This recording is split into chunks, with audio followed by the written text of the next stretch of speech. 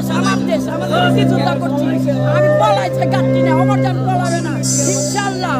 আমি রাজনীতি করে দেখাই দিব কেমনে রাজনীতি করতে হয়। আচ্ছা, কি ওকে আছি। দেশের জন্য আপনি কি করবেন? দেশের জন্য জীবন দিব, দরকার জান দিয়ে দিব। আচ্ছা, জীবন দিয়ে দিলে তো আপনার দেশের উন্নয়ন হলো না। উন্নতি করতে নিয়ে অমর জান এসেছে। আচ্ছা, আপনি কি কি উন্নত করতে চান? আমি এই দেশকে সোনার দেশ করতে চাই, কিভাবে? রোহিঙ্গাদেরকে খেদাইতে চাই। আমি বিহারিদের পছন্দ করি না, তাদেরকে খেদাইতে হবে। আর মোদির আনতে হবে।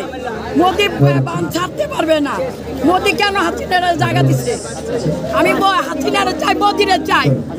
ইনশাআল্লাহ ওর কাছের ঘরে বন্দি করবো অমর জান।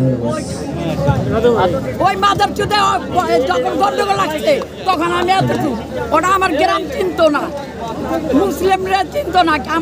আমার ভাইকে আমরা এই রক্তের মধ্যে হাইটে গেছি। মগবাজার নয়টোলা শাসের বাড়িতে থাকি, মালিবাগ। যখন অব্দা আগুন লাগাইছে তখন আমরা মাটির তলে খবর বানাই রয়েছি। সেই মেয়ে আমি। আচ্ছা, জুলাই আন্দোলনের সময় আপনি কোথায় ছিলেন?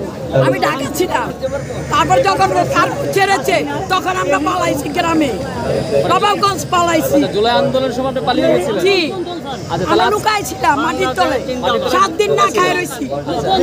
আমাদের খাবার ছিল না, আমরা মাটি খায় রয়েছি। কেন? সে যুদ্ধ লাগছে এই পুরা দেশে। পুরো দেশ বলতে গেলে কি বাংলাদেশে? বাংলাদেশে। বাংলাদেশে? জি, হিন্দু মুসলমান ডাইট হয়েছে। তখন আমি 7 বছর। আচ্ছা, আচ্ছা। আমি তখন 7 বছর, আমার বাবা বলছে চোখ ধরে রাখছে, বলছে মা দেখো না। আমি চারজনের বাড়ি, আমার বাড়ি নবাবগঞ্জের রাজবাড়ির মালিক আমি। বাংলাদেশ স্বাধীন বাংলাদেশ চাই আমি। আমার দেশ আরো উন্নতি হোক, আমার রাস্তায় জানি কোনো গ্যাঞ্জাম না থাকে। হ্যাঁ, ওকে ভাই।